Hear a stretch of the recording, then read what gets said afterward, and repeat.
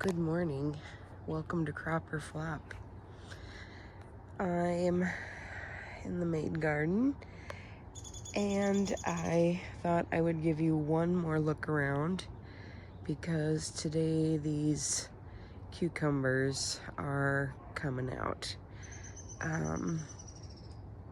They're not producing a lot, and the green ones here have been quite bitter. And the silver slicers, which I do absolutely love, just don't have a lot of production left in them.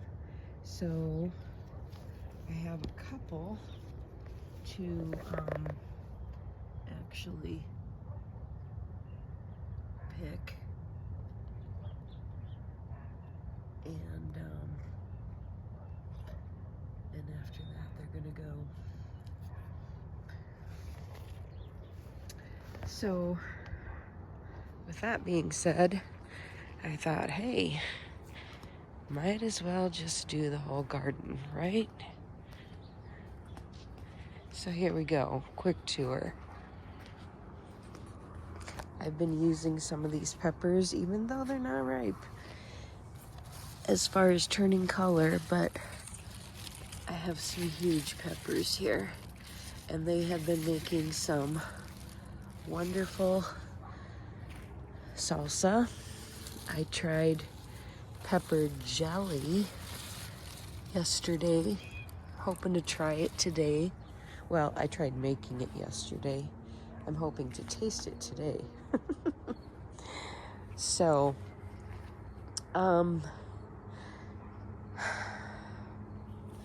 these asparagus beans are keepers. I have absolutely loved these. And this is kind of their second wind on them. So I was really happy to see that. However,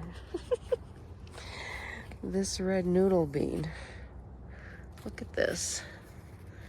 How long and fat it is. They have been a little squeaky for my taste. So I think I'm gonna wait a year and do more of the green asparagus long beans and be a little more picky next year on that.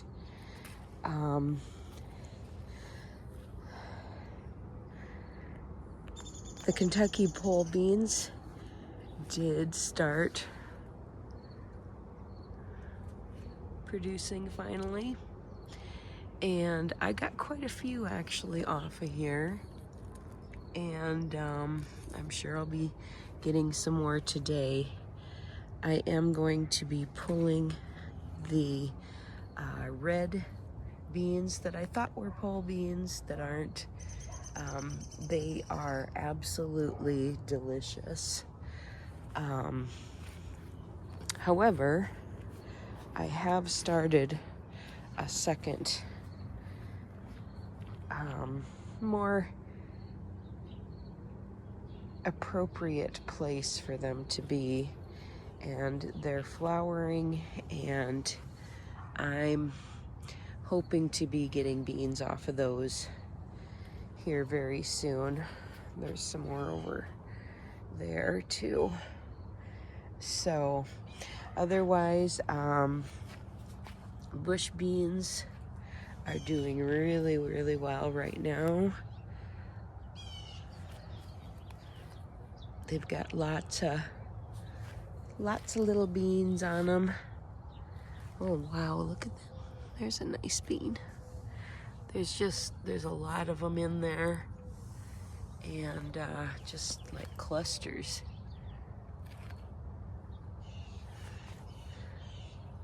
So I will be cutting and freezing some of those, and looking forward to that. I may just try pickling some. I've never had that, and I've never tried it, but I just might. We'll see how many beans I end up getting.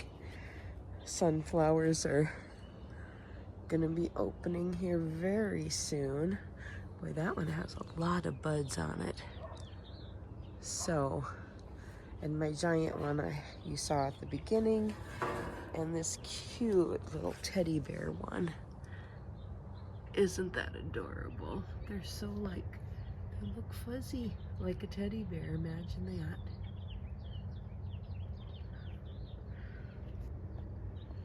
I'll quick do peppers and tomatoes here together. This is the Anaheim chili. I have been using some of these. The ones more, there's been some on the bottom here that I think I've gotten them all now, but they have turned red, and I've been using those. I've used a few of these Tam jalapenos. There's quite a few on there yet to use. And the plants are looking good. This is the Ancho Grande, and I have not had one pepper on here to eat. They're truthfully just starting, which I think is a little late, but we do have probably another month. Oh, here's one that's a little bit bigger. I think having those cucumbers in between here maybe hindered getting the heat to this area, but I'm gonna try my peppers differently next year.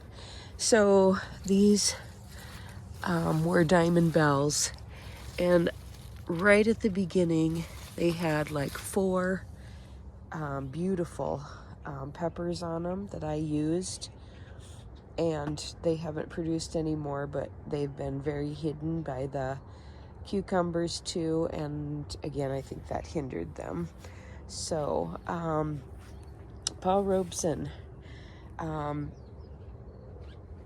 I've been disappointed in that I have not been able to get bigger tomatoes out of this. So that's probably one of the biggest, and it's really not that big. Taste is wonderful. I have loved the taste, but I don't know why they're so small. The San Morazos have been very, very good producer. Lots and lots of them. They're not very meaty. They've been they're not really seedy and jelly either. Mine have been, and in a different area you may get something else, but mine have been kind of dry on the inside, long and narrow, and just not real taste-y. But they've worked well in salsa and stuff, as a filler with some other good ones, but not sure that I'm going to plant those next year. Korean longs have been pretty productive.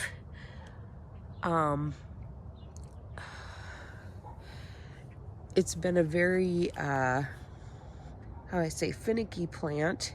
It always looks like it's half dead, but it's produced quite a bit of fruit, and it's been okay fruit. I had some of these seeds given to me in a seed swap so I could try them, but I don't think I'll buy any.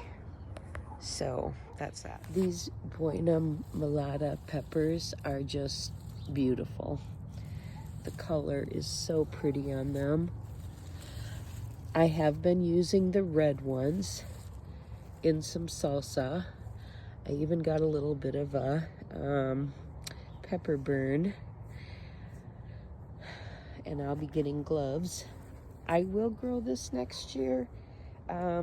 Just this 1 or 2 plant is plenty.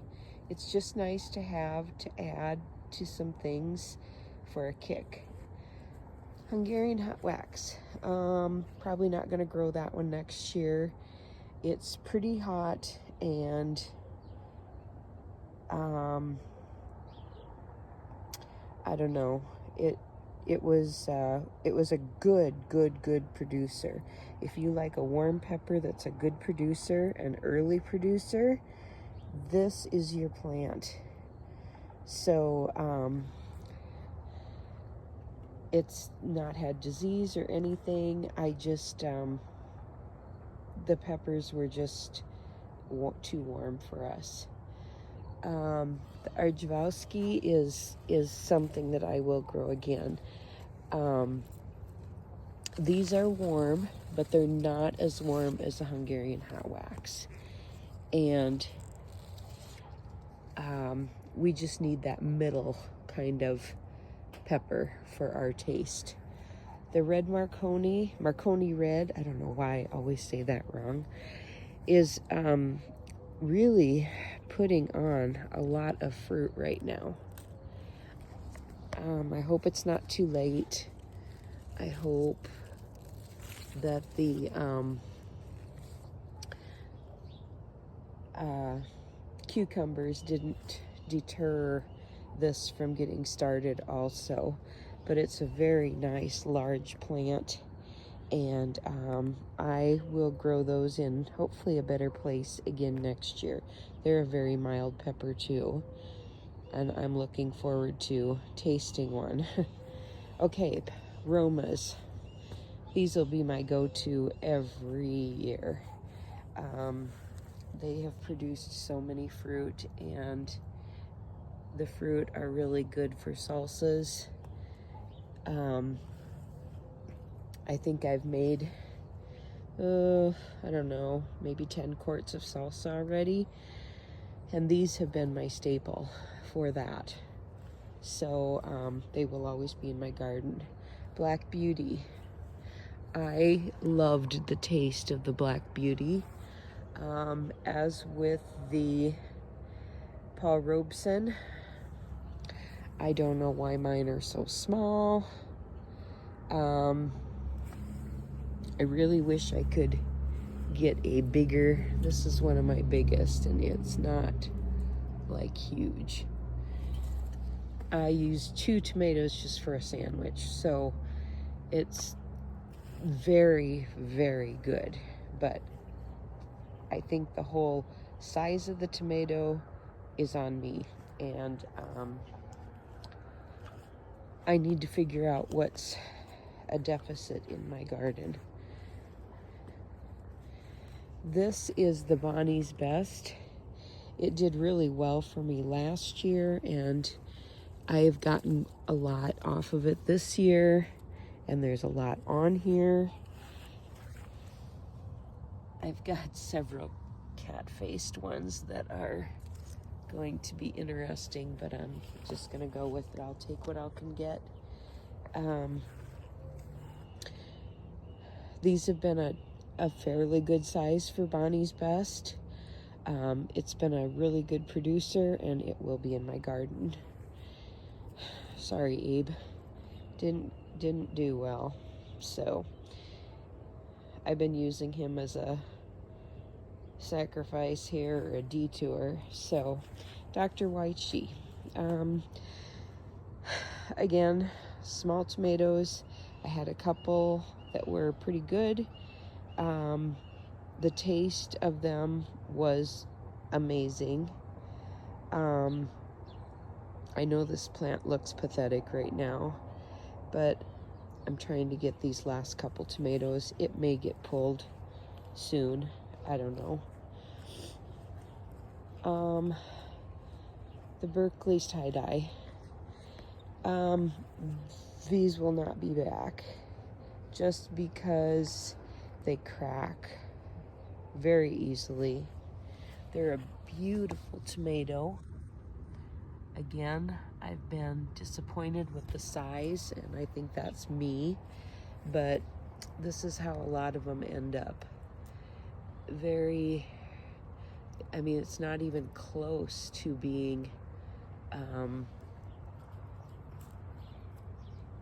ripe, and if it rains, they just split wide open. So, yeah, I think that's not right for my area.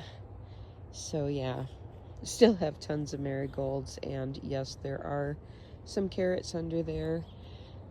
Green stock. I do have some spoon tomatoes coming on, and I'm gonna hopefully transplant those into something I can put in the greenhouse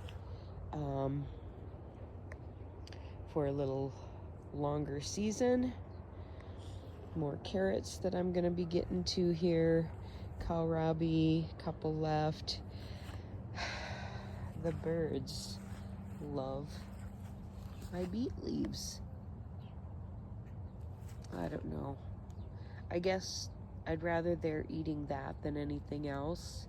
And they brings them into the garden, and I have not, knock on wood, had problems with squash bugs or cucumber beetles or anything. I just haven't had many pests in general, and I think it's because I have water here for my birds, and that I feed them some, and I let them eat my beet leaves. I'm coming up with a new plan for next year, as far as what's staying, what's going. Gonna be a little more picky next year. So, from the beautiful Black Hills of South Dakota, let me know if you're having a crop or a flop.